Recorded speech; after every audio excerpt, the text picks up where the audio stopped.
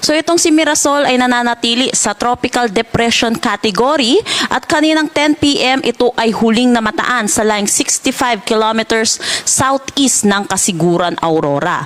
May taglay na lakas na hangin na 55 kilometers per hour at pagbugso na umaabot na 70 kilometers per hour. Ito'y kumikilos westward sa bilis na 20 kilometers per hour. Mamaya po, i-discuss po natin yung possible na track neto ni Mirasol. Samantala, yung low pressure area na binantayan natin ng mga nakaraang araw dito sa ating West Philippine Sea ay tuluyan na nag-dissipate. Pero meron tayong panibagong low pressure area na binabantayan dito sa labas ng ating PAR at ito'y huling namataan kaninang 8 p.m. sa layong 1,320 kilometers east ng southeastern Luzon.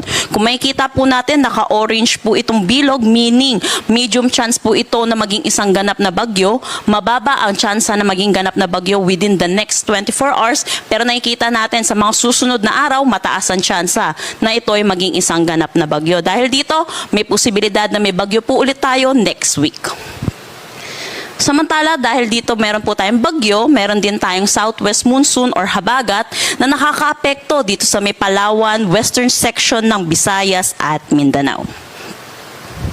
Dahil dito po kay Mirasol na tropical depression, ang pinakamataas po nating itataas na tropical cyclone wind signal ay number 1 po muna.